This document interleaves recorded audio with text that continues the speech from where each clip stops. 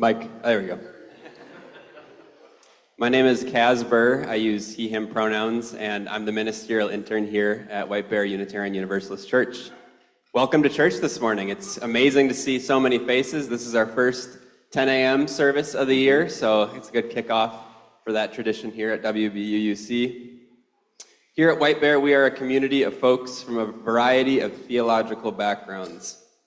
As a covenantal religion, we hold the values of courage, reverence, and compassion as core to who we are.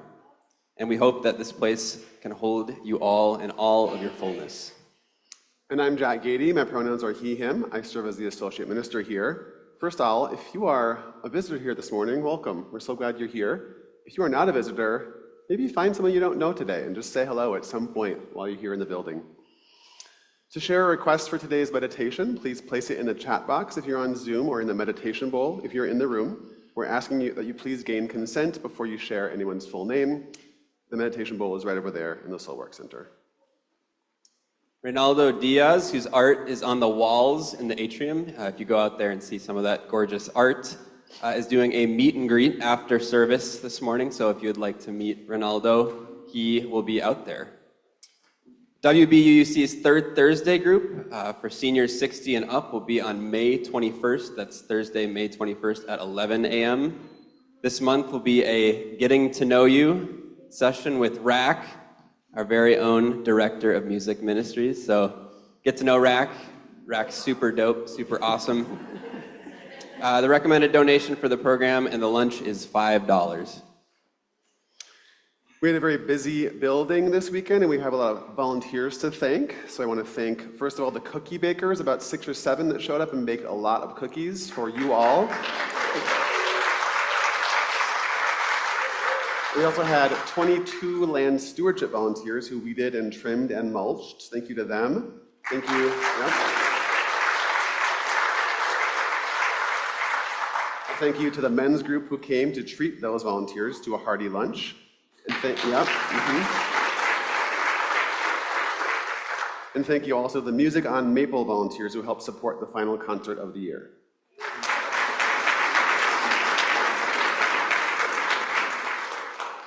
Do you have an announcement for Dining for Dollars? Come on up.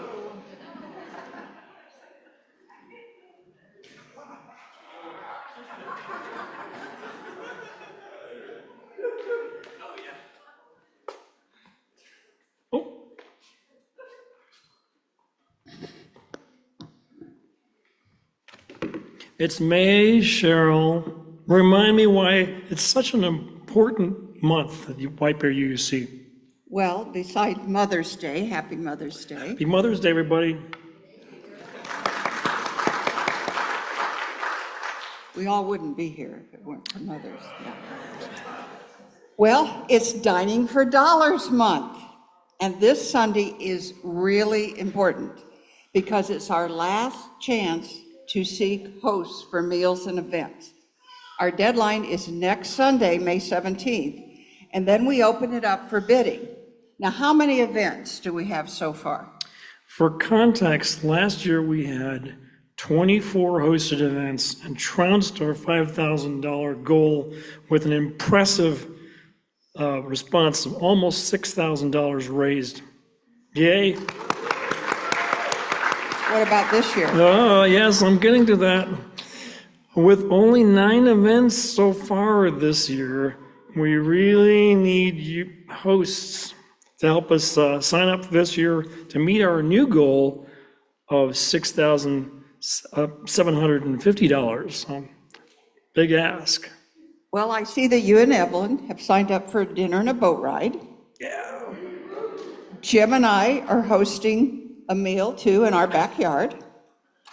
Just last week, I was talking to someone who loves to garden, and another church member was standing nearby, and she offered to provide food if the other person would provide the gardens. Now that's teamwork. You don't have to host it alone. You can team up with someone. We also have takers for our anonymous donor, and that should be a great event. So if you want to host, talk to us outside and we'll help you sign up. Wow, that is exciting. As events can be held from June through October, summer options are limitless. Members hosted ethnic dinners, birding breakfasts, poetry and pie, game nights, family picnics, cooking demos. I think it would be great if you decided to do a progressive dinner, which has been cooking out there in the background, pardon the pun. This was your idea. Explain what a progressive dinner might be. Well, traveling from meeting in one spot and then splitting up to meet different groups of people and have separate meals, or to have hors d'oeuvres in one place and a dinner in another place and dessert in another place. It moves along. It's progressive. It's a progressive concept. And they could do it here at the church. They could do it at the use church, different yeah. rooms. Okay, all right. Yeah.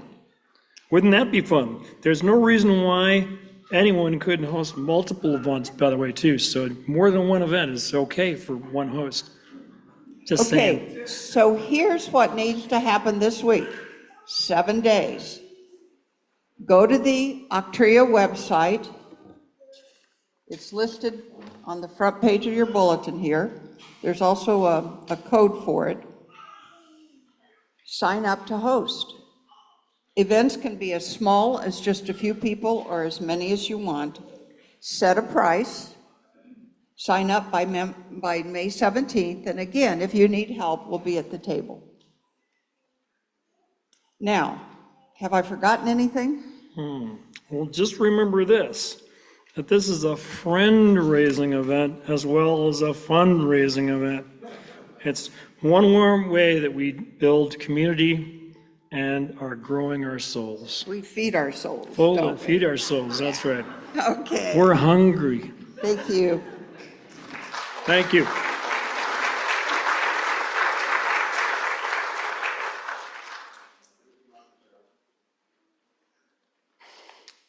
Welcome to our church.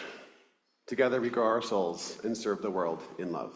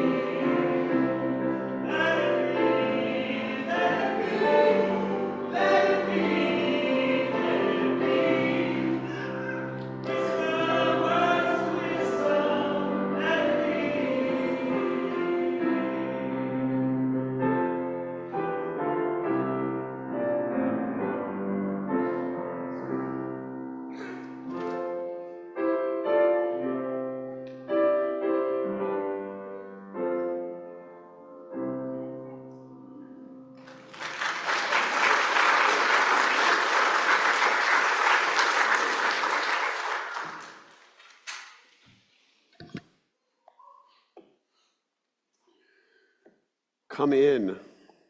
Come into this place, which we make holy by our presence. Come in with all your vulnerabilities and strengths, fears and anxieties, loves and hopes. For here you need not hide, nor pretend, nor be anything other than who you are and who you are called to be. Come into this place where we can touch and be touched, heal and be healed, forgive and be forgiven. Come into this place where the ordinary is sanctified, the human is celebrated, the compassionate is expected. Come into this place. Together we make it a holy place.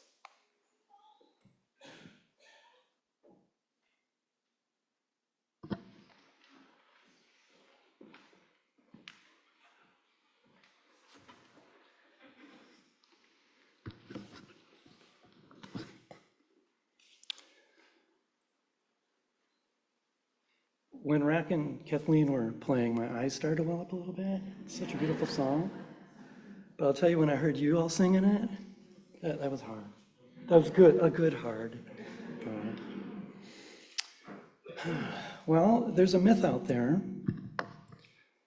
It's a myth that people who live their genuine lives, who let their light shine, do so with little or no fear. You've got pictures in your head of people that you think, wow, how do they do it? They must be fearless. That's a myth. They have fear too. And fear is not a bad thing, but it's bad when it holds us back. So I'd like to abolish this myth, if I may. Before I began my gender transition, I was filled to the brim with soul-shaking fear. Fear of disappointing and losing the people and friends and family that I loved. Fear of being laughed at, losing the respect of my community. Fear of being perpetually underemployed, which is a rampant problem in the trans community. Fear of physical violence. All my life, I had delayed my transition because I waited for some day when the situation would be just right and I would be free of fear and could come out. The myth that fear must go away made me wait for permission to live my life. Now picture this, if you will. It's a winter day. It was very early in my gender transition. I was experimenting with my hair, my clothes, my look. For me, passing was important, but it was a dream. It wasn't a reality. So in that winter evening, a winter evening, I needed to get groceries. Can't not need to get groceries. Now, I could have changed my clothes, could have removed my makeup, put a cap on, anything just so no one would detect that I'm trans, no one would detect my transness. But in a moment of clarity and resolve, I knew that the only way for the genuine me to finally be out there was for the genuine me to finally be out there.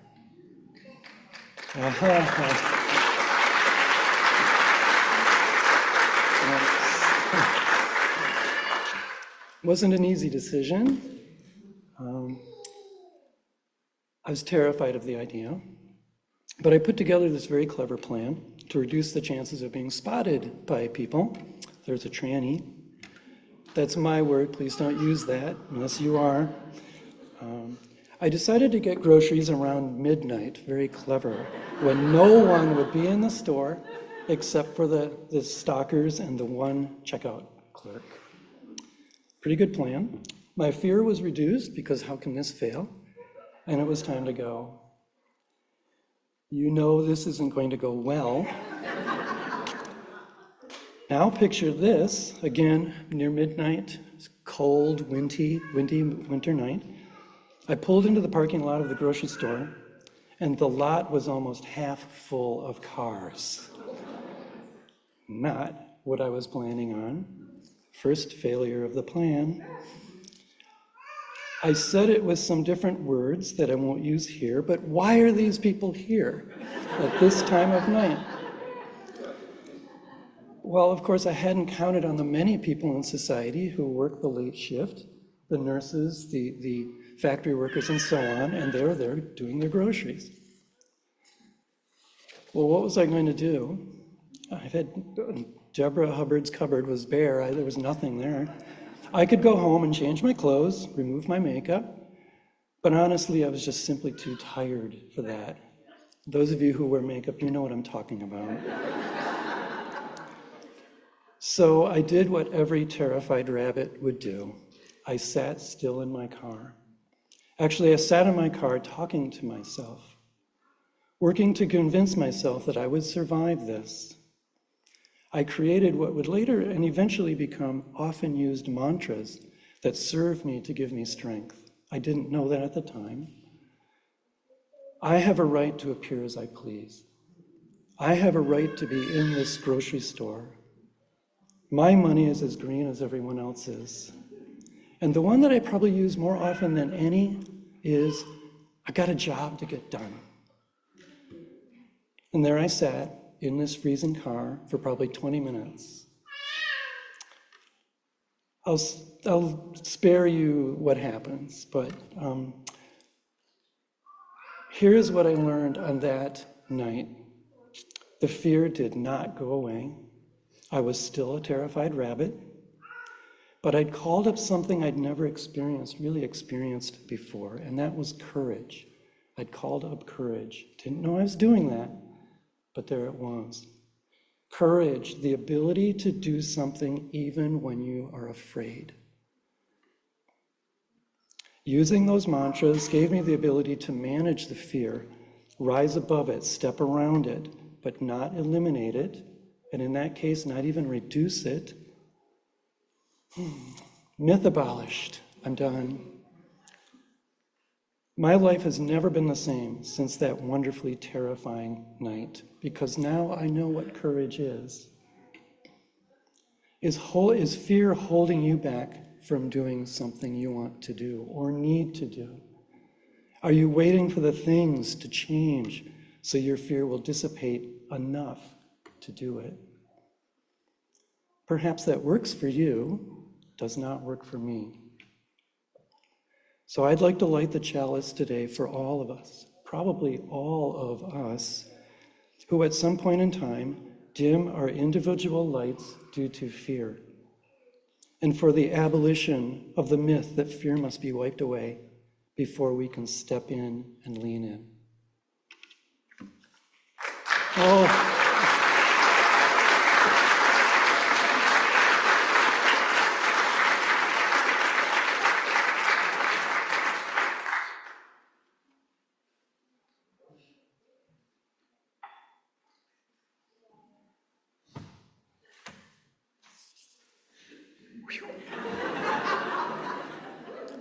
And I'm sorry? Oh, courage, exactly. Trust me, trust me. The opening words, do we have got it? I was thinking about this last night, the opening words. In a way, this is a statement of courage, because this is not an easy way to live all the time. So I would like us, when we say this today, to maybe think, damn, this is a statement of courage.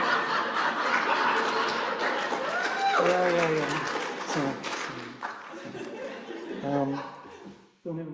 Love is the spirit of this church, and service is its law. This is our great covenant, to dwell together in peace, to seek the truth in love, and to help one another. And if you all could rise as you are able for the first hymn, number 108, which is in the, I'm colorblind, it's in the big hymnal, gray hymnal, My Life Flows on an Endless Song.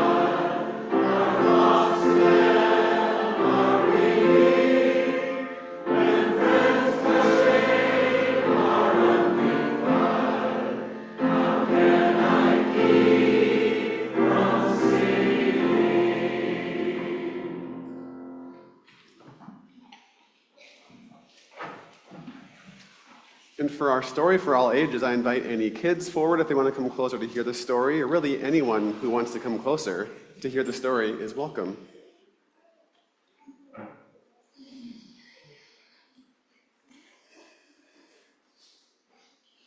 Yeah, come on forward, everybody. Well, once upon a time, how many stories start, there was a field. It had dry grass, brambles and thistles, and high places and low places, rocks scattered around, and a stream that passed alongside. And scattered around, here and there, were flowers. Buttercups, tulips, coneflowers, all kinds of bright, beautiful flowers growing up out of the dry grass. Now you may ask, how could these flowers grow when the field was so dry? Well, the answer is that next to each flower was a hole in the ground, and in each hole lived an animal whose job it was to tend that flower. Most were rabbits, but there were also hedgehogs and field mice, and even a badger or two. Every morning, each animal would come out of its hole, hop or scurry down to the stream, and use a leaf to scoop up some water. Then they would each carry their leaf back carefully and water their flower. In a little gully in this field, next to a tall sunflower, lived a rabbit. Every day, she would go down to the stream and get some water for her sunflower. She loved that flower. It was tall and bright, strong and healthy, and she took very good care of it. One afternoon, the rabbit decided to hop up to the top of a little hill alongside the stream. When she got to the top, she saw something she had never seen before. Do you know what it was? She saw a flower. It might have been a daisy. It was hard to tell, but here's the thing. It was in bad shape. Now, why had she never seen that flower before? Well, it's not a big mystery. She had never gone to that hill before. Of course, she knew the field was full of flowers. She may have heard some were not doing quite as well as her sunflower, but she'd never actually seen one that looked so bad. It was droopy and dry. This flower needed water. The rabbit felt bad, but she did nothing. Even though the flower looked terrible, it was just one flower in a field after all. The field had plenty of other flowers that were doing fine. The rabbit had enough work to do watering her own flower. So she went home and got on with her business, getting up every morning, going to the stream, watering her flower, and hopping around the rest of the afternoon. But that other flower just didn't go away. At least once a day, the rabbit couldn't help but hop up to the top of the hill, take a quick look, and every day that other flower looked a little bit worse. The rabbit thought about that flower at night while she was trying to sleep. She thought about it in the morning when she hopped to the stream for water. Now, you may wonder, why didn't that rabbit just go over and water the flower? After all, it was not very far away, just on the other side of the hill. The stream had plenty of water. The rabbit had plenty of time. The rabbit thought about it all the time.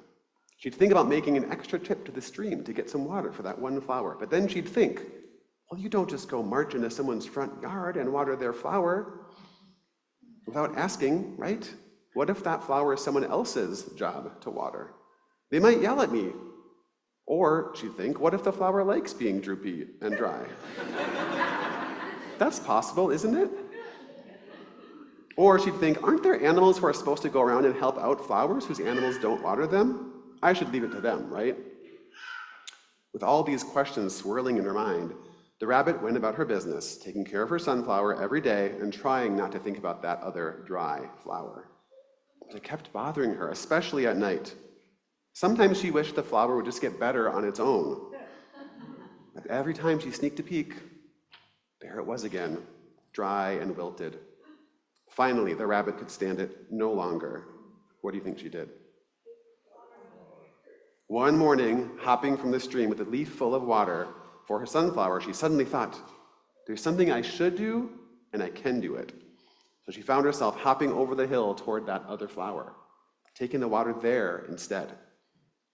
At the top of the hill, the rabbit got a little bit nervous. Her nose twitched. As she sniffed the air, it might be dangerous over there. She shouldn't be watering other animals' flowers. But then she said, there's something I can do, so maybe I should. And kept going over the hill, down the other side. The next day, she came back with a leaf full of water and watered it again. And the day after that, she watered it again. Then another day, and the flower started to look better. First, the petals perked up. Then the stem began to stand up a little straighter. Its leaves started to fill out and get bigger. The flower even grew a little taller. Strangely enough, as this flower got brighter and healthier and taller and more beautiful, so did the rabbit's own flower. And so did every other flower, all the flowers in the field, even ones she never watered. Flowers she had never even noticed before. The whole field began to brighten, become more vivid as the flowers stretched taller. It was almost as if there was water, more water everywhere. How could that be? Were other rabbits and hedgehogs and field mice and even badgers sneaking around and watering other animals' flowers too? Or was it just because when someone waters a wilting flower somewhere, all flowers everywhere grow a little brighter? I don't think we'll ever really know. Maybe we'll just have to try it and see. Thank you all for being here for the story. Now we're gonna please join me in singing Go Lift It Up as our children and youth who are registered can go to their classes. 10:57 in the teal hymnal.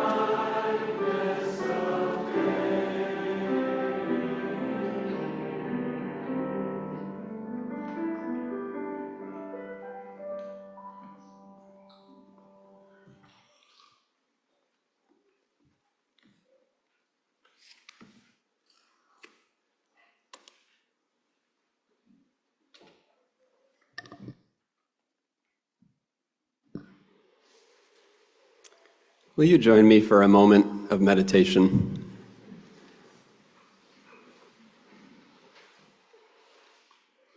Holy One, sacred being of many names, and yet above all naming. As we sink into this time of meditation and prayer together, let us never forget that we are held together by something larger than ourselves. While we may have many names for what this force is, it calls us to be here together this morning, and there is beauty in that. We call to each other during this sacred time of worship.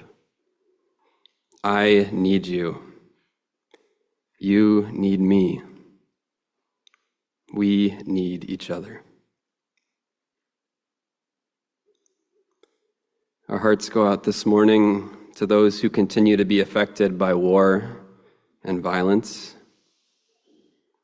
While peace is something that we strive for as a people and a faith, we understand that it is not fully present in our world. Give us the courage to be compassionate and sit with the suffering of others. Their pain is our pain. We send prayers this morning to those battling addiction, those struggling with mental health problems, those who don't feel safe in their minds and bodies. Your struggle does not go unnoticed. We pray for those discerning next steps after a diagnosis and all that that process can entail. As the days continue to get longer and the flowers begin to fully bloom, let us remind ourselves and each other of the beauty that the earth holds. While we do pursue truth and try to live into goodness, may we never forget the foundation of beauty that is the universe.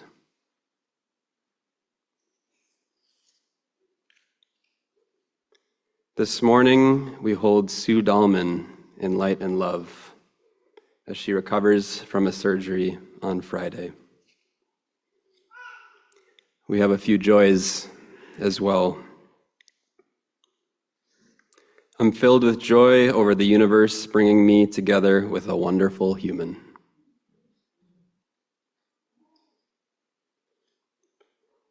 Happy 100th birthday to Sir David Attenborough.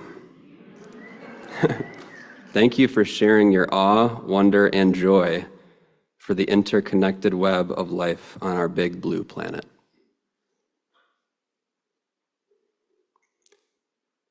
On my first Mother's Day 18 years ago, I almost died from an autoimmune disease, but I lived, and I'm so grateful I did.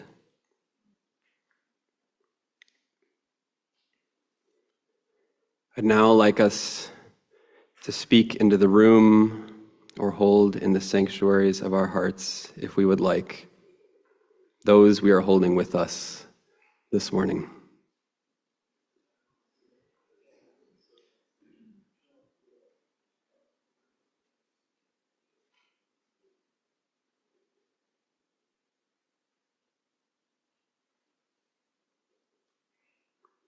We thank the earth for all that she continues to give us, and we pray for the ability to continue to open ourselves up and receive her gifts.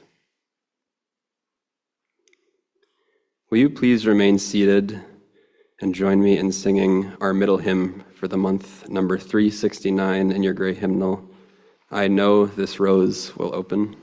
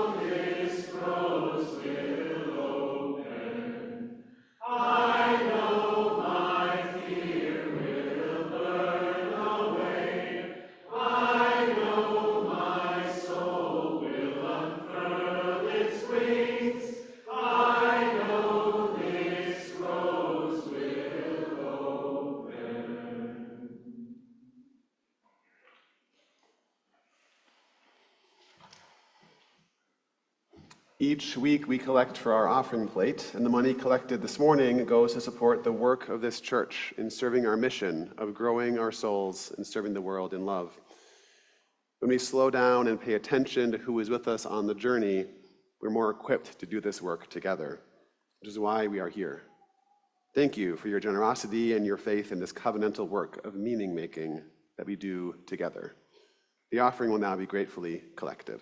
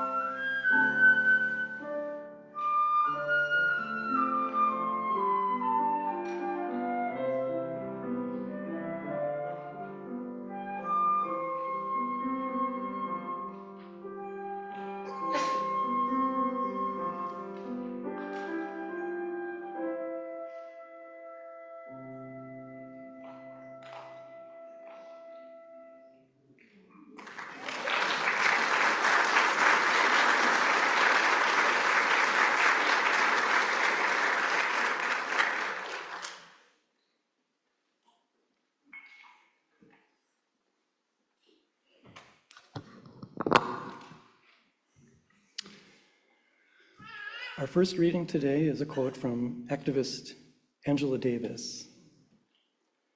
When we are told that we simply need better police and better prisons, we counter with what we really need.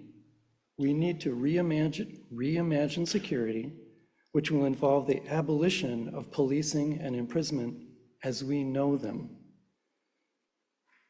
We will say, demilitarize the police, disarm the police, abolish the institution of the police as we know it, and abolish imprisonment as the dominant mode of punishment. Our second reading this morning is from artist, activist, and Minneapolis resident Ricardo Levins Morales. In this passage, he talks about Frederick Douglass's abolition work. To open a pathway toward real freedom through the tangle of skepticism and resistance, Frederick Douglass created his own instruments of propaganda over the course of his life, including his publication called The North Star. These publications provided a platform for popularizing radical abolitionist positions. For a minority idea to gain broad acceptance, it needs to be proclaimed, even if, in the beginning, it is dismissed as unrealistic. Someone has to cut the path. Cutting a path before people are ready to walk is a necessary aspect of a movement's strategy. However it is that people enter the movement, there must always be a point farther along the liberation journey that they can move toward. Besides establishing a North Star to draw people forward, a path-opening component in a movement's strategy also serves as a temperature gauge. Leaders, fearful of losing support by moving too fast, often underestimate how ready their supporters really are. If no one ever puts forth a bold vision and a radical program, if no one picks up the machete to open a path before, where there was no path, we'll never know who might have stepped onto it and even picked up a machete of their own. The final reading this morning is from the poet Joy Harjo. When I woke up from a 40-year sleep, it was by song. I could hear the drums in the village. I felt the sweat of ancestors in each palm. The singers were singing the world into place, even as it continued to fall. They were making songs to turn hatred into love.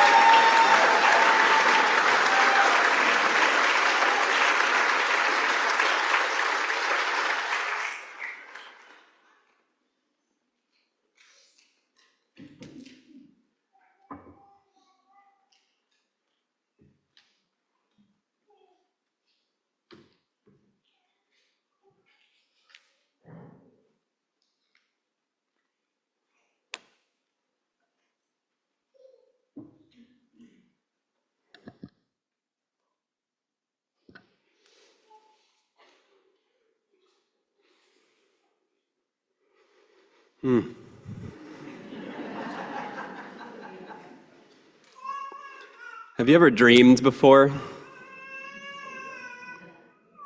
Like really deeply, deeply dreamed? You might be thinking, of course I've dreamed before. I had a wild dream just a few hours ago. But I'm not talking about the random, all over the place dreams that happen in your sleep. Not the ones where you turn to next to someone the day after and say, you would not believe what happened in my dream last night. We're talking here about a different kind of dream, a more expansive dream, a follow your dreams dream. Some might even dare to call it a vision. Have you ever dreamed about what a better world might look like? Where images and feelings of true universal flourishing wash over you, as if you just submerged yourself in an ice-cold creek on a scorching summer's day. As opposed to the dream in your sleep, where the dream ends as you wake up, hopefully, sometimes. These deeper dreams are ongoing, lived out throughout the course of our lifetimes and beyond. Martin Luther King's speech was not, "I had a dream." It's titled, "I have a dream." Actively, presently, currently having a dream, in the thick of it. I still have a dream, King writes. It is a dream deeply rooted in the American dream. I have a dream that one day this nation will rise up and live out the true meaning of its creed. I have a dream that one day even the state of Mississippi, a state sweltering with the heat of oppression, will be transformed into an oasis of freedom and justice. These are just a few lines from that iconic speech of King's. What's true is that all dreams begin somewhere. They have an arc to their story, and just like all arcs, they have a starting point. Let's go back to that flourishing dream real quick. The dream that Unitarian Universalists love to discuss in our free time. The vision of beloved community. There are many components of this dream. There's the way that people treat each other with dignity and with respect. There's a recognition of the interconnectedness of all beings, a beautiful, reciprocal relationship between all living creatures in the land. I'm sure you all have other components of your definition of beloved community. A question does arise, though. If all dreams have a starting point, where is the birthplace of the beloved community vision? Where are the headwaters of this mighty river? What if this dream started with the concept of abolition? Abolition, Kaz, really?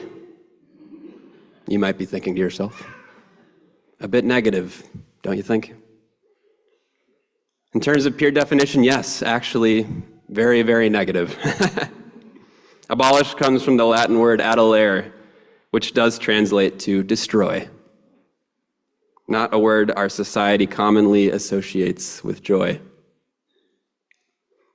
Another translation from Latin is to stop growing, which adds an interesting element as well. The thought of destroying parts of our society can be very hard to swallow, difficult to truly engage and wrestle with. Let's think about the ways that the word has been used in recent times. Within the last few months, I'm sure many of us have seen abolish ICE language pop up in our day-to-day lives.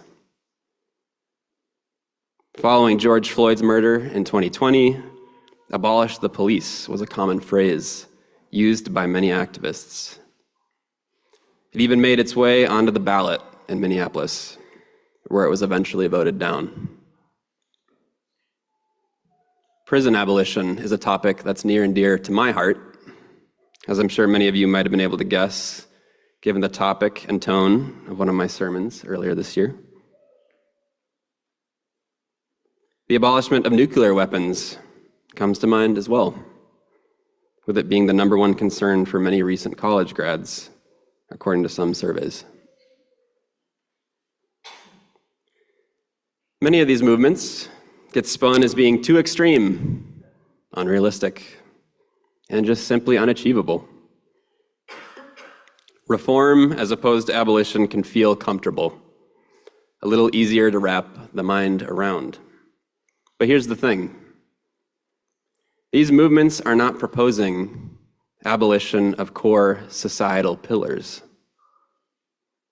They are not asking us to get rid of the societal contracts that we have with ourselves and with the land. They are not asking us to break covenant.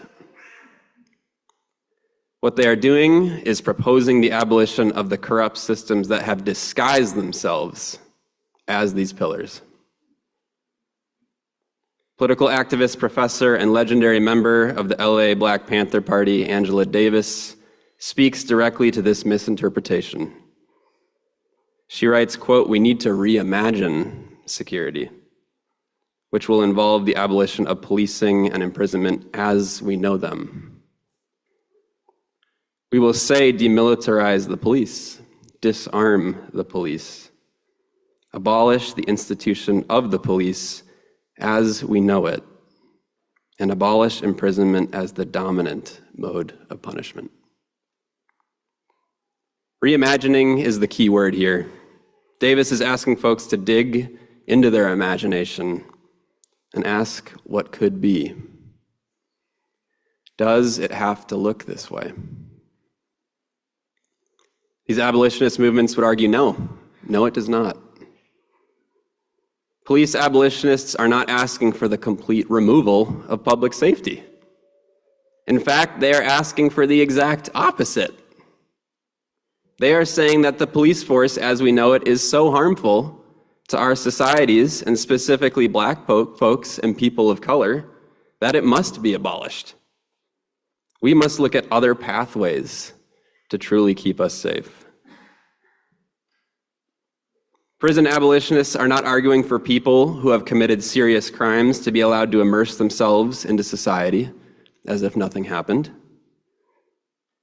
They are proposing that the prison industrial complex is so far gone that it cannot actually help provide these folks with the healing and the restorative justice that they truly, deeply need. People calling for the abolition of ICE are not asking for less safe immigration policies. They are proposing that ICE, as we know it, is too harmful and too destructive of an organization to be fixed. Abolition is proposing that these structures of police, prisons, and ICE are unsustainable, self-destructive, and incompatible with the pursuit of human flourishing. To put it into the language of Unitarian Universalism, beloved community cannot be achieved with these systems still in place. They are, in fact, mutually exclusive. On a personal note, I will come clean and say that I have struggled with this in the past. Reform seemed like an easier path to me, one that felt both achievable and safe. I thought that with some modifications, some slight tweaks to the system, that justice could be achieved. And I was wrong. I was wrong. Having to chase ICE away from your neighborhood school as young children are arriving, seeing the inside of a prison with no windows and next to no green space, watching a cop kneel on the neck of a Black man as he calls out to his mom, These things will radicalize you. There are some things that you cannot unsee, and there are some things that you cannot unfeel.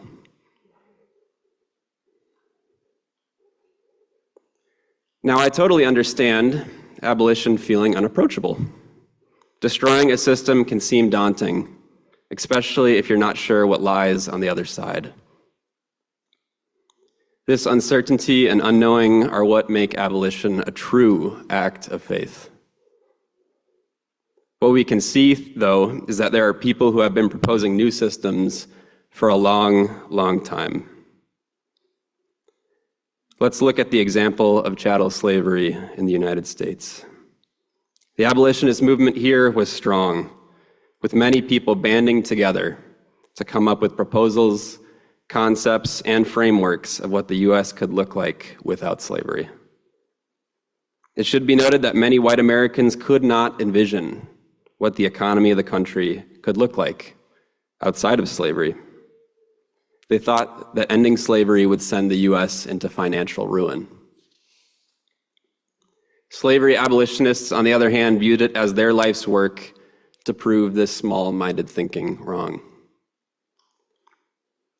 Frederick Douglass was one of these pioneers, writing in newspapers that he founded about what the abolition of slavery would actually look like, how it would show up in the day-to-day lives of Americans. Contemporary activist Ricardo Levins Morales writes that, quote, "These publications provided a platform for popularizing radical abolitionist positions. For a minority idea to gain broad acceptance, it needs to be proclaimed, even if in the beginning it is dismissed as unrealistic. Someone has to cut the path." Douglass was one of many people who helped cut this path for the American public. His vision was clear, concise, and approachable. Morales goes on to write, "If no one ever puts forth a bold vision and a radical program, if no one picks up the machete to open a path before there was no path, we'll never know who might have stepped onto it and even picked up a machete of their own." And who's to say how many people Douglass influenced with his writing? What's important is that he put it out there to be received. He gave language to his dream, his vision about what the U.S. could look like. And this helped give people language for their dreams as well. In our current context, we're seeing bold visions and radical programs take shape as well. One great example we have is the response that we've seen to ICE. If anyone ever asks you what public safety looks like outside of a policing context, point them towards what just happened in our backyard just a few months ago. That was a reimagining of public safety right there. We saw the 16th largest metro area in the US pick up machetes and clear a new path. No pause, no hesitation. Just living out the dream and the vision in real time. It should also be noted that the response was fundamentally nonviolent. Abolition does not have to be achieved through violent means. We must not lose sight of this. At its heart, abolition is an act of love. It is stating that the pathway forward has to start with the removal of inhumane systems. If someone has cancer, we do all that we can to remove the cancerous cells. We do not try and heal around their presence. If a house has a rotting foundation, no amount of cosmetic work will truly make it livable and long-lasting. The foundation must be replaced. This is the work of abolition. Sometimes healing asks us to identify what is wrong, remove it, and do all that we can to hold people in their recovery. It is naive to think that we can do this work alone or quickly. It will take a community and it will take time. But as we leave today, I ask us to think of the ways that we can embody this mindset of abolition. What would it look like to step fully into our visions of beloved community? There are countless people who have made abolitionist thinking their life's work and are waiting for the public to pick it up and run with it. People like Angela Davis, people like Frederick Douglass, and so many more have wisdom to teach us, concepts to help us live out our faith in the world. We can make this type of thinking mainstream. There is something to be said about letting go of the false perceptions that these corrupt systems will keep us safe. What would it look like to truly free ourselves of this notion? How can we be the rabbits to help the wilting flowers? I'm going to send us off today with these words from Joy Harjo. When I woke up from a 40-year sleep, it was by a song. I could hear the drums in the village. I felt the sweat of ancestors in each palm. The singers were singing the world into place, even as it continued to fall apart. They were making songs to turn hatred into love. May we make it so, and amen.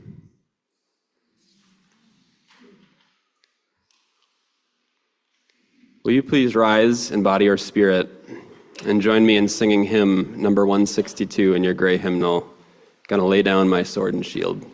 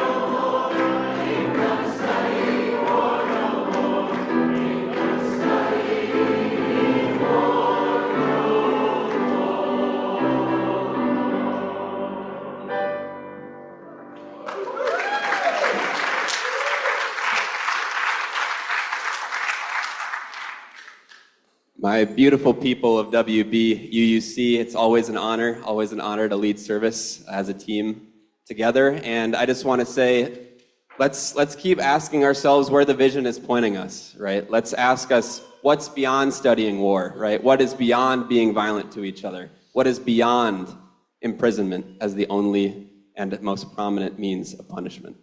So as we think about that, think of those visions that you cannot contain. They're asking to jump out of your body, asking to be shared. Those are the visions I'm talking about. So love to you all, and have a great rest of your day. And happy Mother's Day to the mothers in the crowd.